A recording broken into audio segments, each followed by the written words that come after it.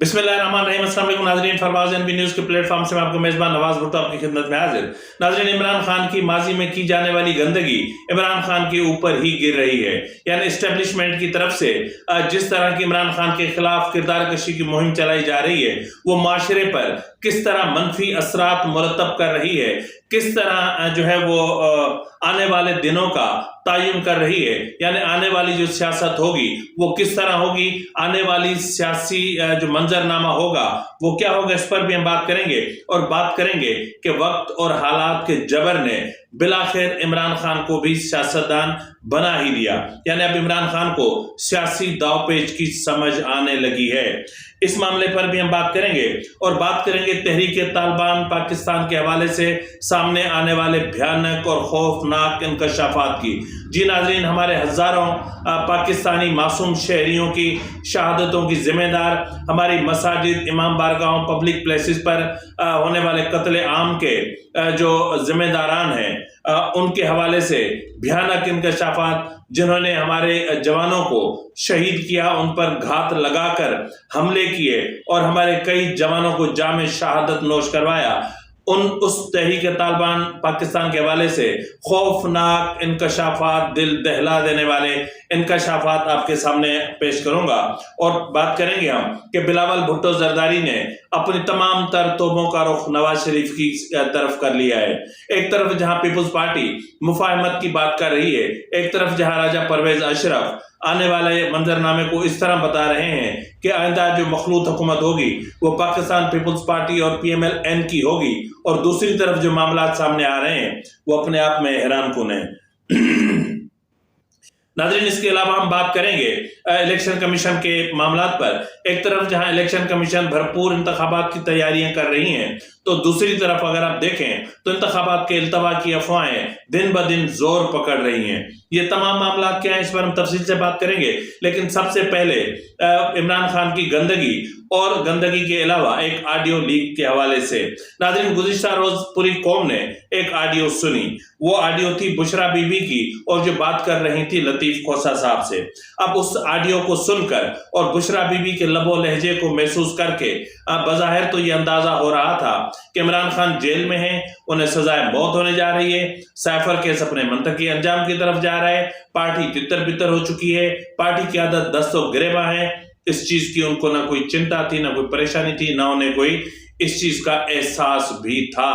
तो क्योंकि सियासत में एक मकाम ऐसा आता है कि जहां बाप बेटे को मार देता है, बेटा बाप को मार देता है, भाई भाई को मार देता है, बीवी शौहर को मार देती है। ये सियासत है, क्योंकि सियासत के सीने में कभी दिल नहीं होता, क्योंकि इंसान का दिल ही है कि जिसमें रहम का अंसर पाया जाता है, जिसमें फहम और फरासत का अंसर पाया जाता है। दिमाग का क्या है? दिमाग तो शैतान का ठिकाना है जो आपको हमेशा उलझाता ही रहता है। तो इसलिए इस वक्त जो सूरत हाल है वो अफसोसनाक है। जिस तरह ऑडियो लीक हो रही है ये, और फिर जिस तरह इमरान खान पर गंद उछाला जा रहा है, जिस तरह इमरान खान की किरदार कशी की जा रही है, जिस तरह इमरान खान के मुआशके और इमरान खान का माजी इमरान खान के आड़े आ रहा है, इसके बावजूद के तमाम चीजों के बाद भी इमरान खान की सेहत पर कोई असर नहीं पड़ता। यह जो कौम यूथ है इस पर भी कोई असर नहीं पड़ता, लेकिन हमारे मुआशरे पर इसका असर पड़ रहा है। पाकिस्तान के मुस्तकबिल की सियासत पर इसका असर पड़ रहा है। यानी आइंदा इस्टेब्लिशमेंट को अगर किसी को भी ज़ेर करना होगा तो उसको पहले गंदे रास्ते दिखाएगी, फिर उनकी वीडियोस बनाएगी, और फिर जब उनको इस्तेमाल करना होगा उन वीडियोस के हिस्से लीक कर देगी। यानी अपने मकासद के हुसूल के लिए सियासत को इस कदर बदबूदार बनाने की साजिश हो रही है, जिसके असरात हमें आने वाले दिनों में महसूस होंगे। इस वक्त आपको कोई अंदाजा नहीं है, इस वक्त आप एंजॉय कर रहे हैं, इस वक्त आपको बहुत अच्छा लगता है कि किसी की किरदार कशी होती है, चाहे वो इमरान खान हो या कोई हो। लेकिन कल क्या होगा, ये जो चीजें हैं ये कल आपसे मुतालिक भी हो सकती हैं। ये जो मोबाइल है, ये इस मोबाइल की जो माइक है, ये आपका बहुत बड़ा दुश्मन है। इसका कैमरा आपका बहुत बड़ा दुश्मन है, इसकी स्क्रीन आपकी सबसे बड़ी दुश्मन है। तो आने वाले दिनों में आप खुद को कैसे महफूज रख सकते हैं? एस्टेब्लिशमेंट जो खेल खेल रही है, जिस तरह मतलब हैरत होती है कि इस वक्त एक छोटी सी एक झलक देख लें कि क्या जनरल बाजवा کے خلاف بھی ISI نے یا اسٹیبلشمنٹ نے اس طرح کی حرکت کرنے سے کی کوشش نہیں کی تھی؟ اگر کی تھی تو پھر اس کی روک تھام کے حوالے سے آج تک کیا اقدامات کیے گئے، کس طرح کے اقدامات کیے گئے؟ حال ہی میں آپ نے دیکھا ہوگا کہ حجرہ پانیزائی کو لے آیا گیا، اس کی فوٹو اسٹیٹ بک مارکیٹ میں لانچ کی گئی۔ میں بہت اچھا لگا مجھے جاوید چودھری صاحب کا وہ انٹرویو، جس میں انہوں نے حاجرہ بیوی سے کہا کہ جتنا خرچہ آپ نے اس بک کی لانچنگ پہ کیا ہے، اتنا خرچہ اگر آپ اس کتاب پہ کر لیتی تو یہ کتاب بہت اچھی شکل میں ہوتی۔ یعنی آپ نے یہ فوٹو اسٹیٹ ورژن لا کر ہمارے سامنے رکھا ہے اور مارکیٹ میں تو مطلب حیرت ہوتی ہے۔ بہرحال عمران خان کے خلاف ایک اور انٹرویو آیا چاہتا ہے جو گندگی سے بھرپور ہوگا، جو ایسے راز افشاں کرے گا کہ پاکستانی قوم اپنے کانوں کو ہاتھ لگائے گی، لیکن قوم یوتھ اس کو جھٹلائے گی، کیونکہ قوم یوتھ کو میں قوم لوط کہتا ہوں اور ان کے سامنے کوئی بھی برائی نہیں ہے، لیکن یہاں پر ذمہ داری ریاست کی ہے کہ ان چیزوں کو روکے۔ حکومت کی ذمہ داری ہے کہ ان چیزوں کو روکے۔ کیا جج ارشد ملک کی ویڈیوز آپ نے نہیں سنی تھی؟ کیا جسٹس ریٹائرڈ جاوید اقبال جو نیب کا چیئرمین تھا، کیا آپ نے ان کی آڈیوز اور ویڈیوز نہیں دیکھی تھی؟ کس کی آڈیوز اور ویڈیوز نہیں ہیں؟ تو اس کا مطلب یہ ہے کہ آپ ان کو ایک پولیٹیکل ٹول کے طور پر استعمال کریں۔ یہ معاملہ آگے چل کر انتہائی بھیانک شکل اختیار کرے گا۔ آنے والے دنوں میں کسی بھی سیاستدان کی عزت محفوظ نہیں ہوگی۔ ان میں ساتھ صلاح الدین سابقہ زوجہ ہیں یوسف صلاح الدین صاحب کی۔ اب یہ صلاح الدین صاحب ماضی کے بہت لاہور سے ان کا تعلق ہے اور یہ بہت بڑے بزنس مین مانے جاتے ہیں۔ اب ان صاحب کا جو معاملہ ہے، ان کے تعلقات یعنی یوں سمجھ لیں کہ اپنے دور کے یوسف صلاح الدین صاحب خاور مانے کا تھے۔ یہ بات کی ابھی نور العین صاحب نے ان کے ویلاگ میں، یہ انہوں نے بات کہی، میرے دل کو لگی کہ اپنا یوسف صلاح الدین ماضی کے خاور مانے کا تھے، لیکن جو انور صاحب کا معاملہ ہے وہ انتہائی بھیانک ہے، انتہائی خطرناک ہے۔ ان کے پاس جو عمران خان کے راز ہیں وہ تباہی مچا دیں گے۔ بہرحال مجھے ان چیزوں پر مزید نہیں بات کرنی، کیونکہ کیا بات کریں، کتنی بات کریں، کب بات کریں۔ ناظرین، اس سے ہٹ کر ہم بات کرتے ہیں بلاول بھٹو زرداری کے حوالے سے کہ بلاول بھٹو زرداری نے اپنی توپوں کا جو رخ ہے وہ کر دیا ہے نواز شریف کی طرف۔ اب نواز شریف صاحب ان کی جو توپوں کا نشانہ ہے، اب انہوں نے جو ہے وہ کوئٹہ میں بلوچستان بار سے خطاب کیا ہے آج بلاول بھٹو زرداری نے۔ اب انہوں نے کہا ہے کہ عوام ملک کی قسمت ان دو افراد کے حوالے نہ کریں جنہوں نے نفرت اور تقسیم کی سیاست کی۔ ہمیں روایتی اور پرانی سیاسی سوچ کو چھوڑنا ہوگا۔ انہوں نے کوئٹہ بار سے خطاب کرتے ہوئے بلاول بھٹو زرداری نے کہا کہ بتایا جا رہا ہے کہ جو 3 بار وزیر اعظم بنا، 4تھی بار وزیر اعظم بن کر ملک کو مشکلات سے نکالے گا۔ میرا اعتراض بزرگ ہونے پر نہیں، بزرگ ہو کر ملک کے لیے نئی سمت کا تعین کر سکتے ہیں۔ انہوں نے کہا کہ پاکستان کے عوام جب فیصلہ کر لیتے ہیں تو کوئی طاقت انہیں نہیں روک سکتی۔ اب انہوں نے کہا کہ وقت آ گیا ہے کہ پاکستان کے مستقبل کے فیصلے عوام کو خود کرنے دیں۔ مزید انہوں نے کہا کہ جی بلوچستان کے عوام سے درخواست ہے کہ 8 فروری کو ان کو سرپرائز دے جنہوں نے اپنا فیصلہ لے لیا ہے، اور ملک کی قسمت ان 2 اشخاص کے حوالے نہ کریں جنہوں نے نفرت اور تقسیم کی سیاست کی۔ ہمیں روایتی اور پرانی سوچ کو چھوڑنا پڑے گا۔ ہم نفرت، انا اور تقسیم کی سیاست دفن کر کے آگے بڑھیں گے۔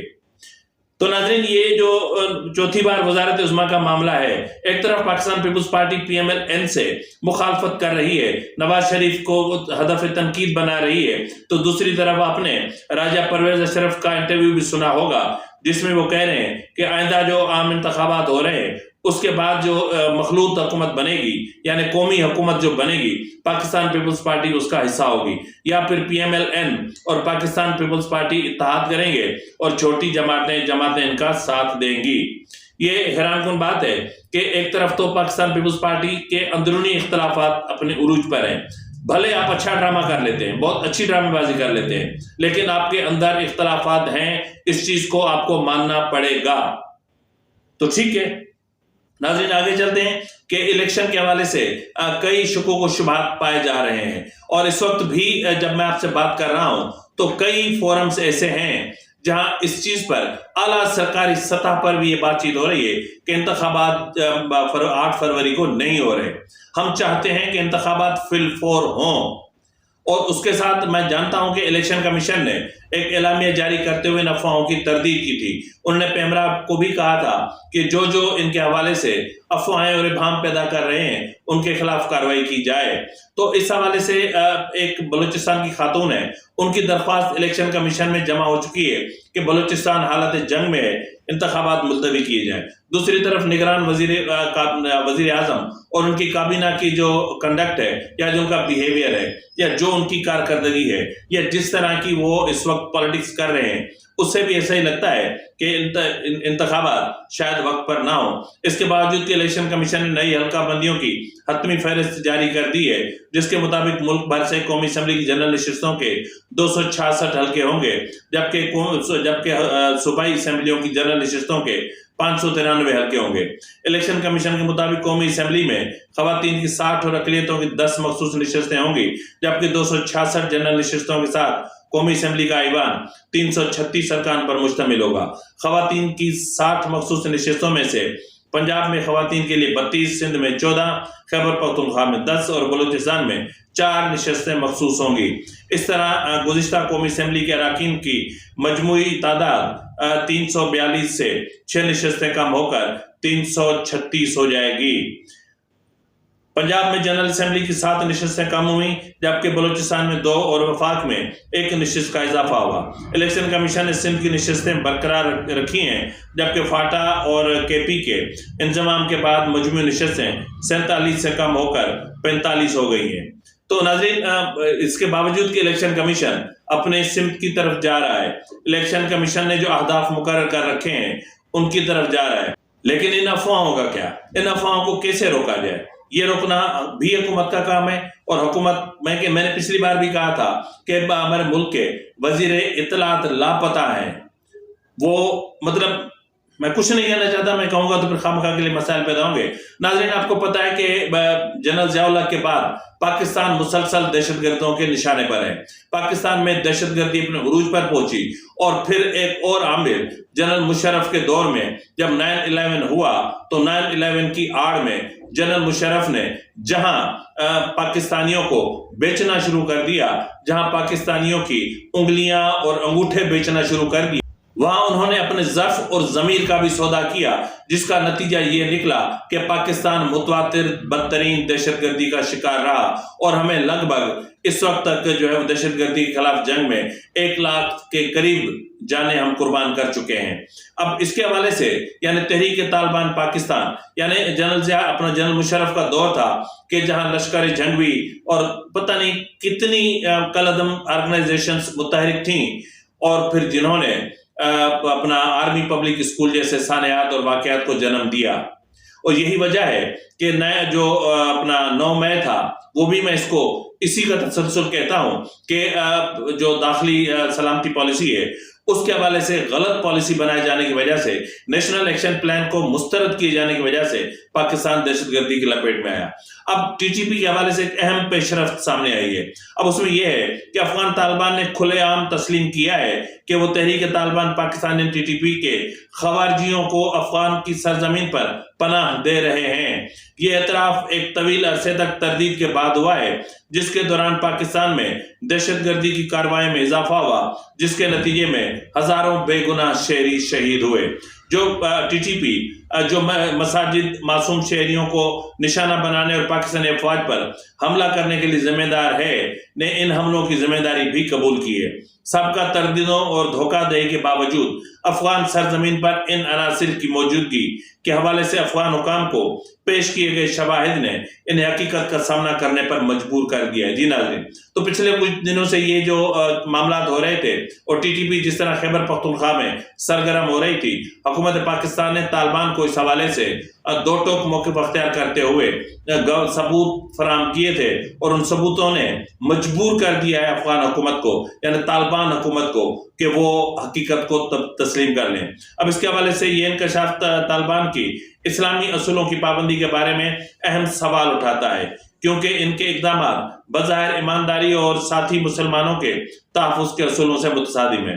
ٹی ٹی پی کے لیے افغان حکام کی حمایت نہ صرف دوحہ معاہدے کی خلاف ورزی ہے بلکہ افغان مفتیوں کی جاری کردہ فتووں سے بھی متصادم ہے، جس میں پاکستان کے خلاف جہاد کی ممانعت ہے۔ تو ناظرین، یہ جو ٹی ٹی پی کی جو حقیقتیں ہیں جو کھل کر ہمارے سامنے آ رہی ہیں، اب اس کے بعد اب کسی کے پاس کیا جواز رہ جاتا ہے؟ کیا کریں؟ کیا ہم دہشت گردی کا نشانہ بنتے رہیں؟ کیا ہماری یہ حیثیت رہ گئی ہے کہ ہم صرف اپنے پیاروں کے، اپنے شہداء کے جنازے اٹھاتے رہیں، ان کے جنازوں کو کاندھے دیتے رہیں پروٹوکول کے ساتھ؟ بس نہیں، ایسا نہیں ہے۔ یہ وقت ہے اب کہ افغان حکومت کے ساتھ ایک واضح جو پالیسی ہے وہ آپ اڈاپٹ کریں، سفارتی تعلقات کو ایک واضح پالیسی کے تحت اپنی اوقات میں اور اپنی جگہ پر لے کر آئیں، طالبان حکومت کو اپنی اوقات میں لائیں۔ اگر تاخیر کی تو پاکستان کی سرزمین کے لیے یہ دہشت گرد بہت بڑا خطرہ بن جائیں گے۔ ناظرین، بات تو میں بہت زیادہ کرنا چاہ رہا تھا اس حوالے سے، لیکن مسئلہ یہ ہے کہ وقت کی کمی ہے، اور اگر تھوڑا سا وقت اور ہوتا تو میں آپ کو بہت کچھ بتا سکتا تھا۔ فی الوقت کے لیے اتنا ہی، ملتے ہیں اگلے پروگرام میں، تب تک اجازت دیجیے، فی امان اللہ۔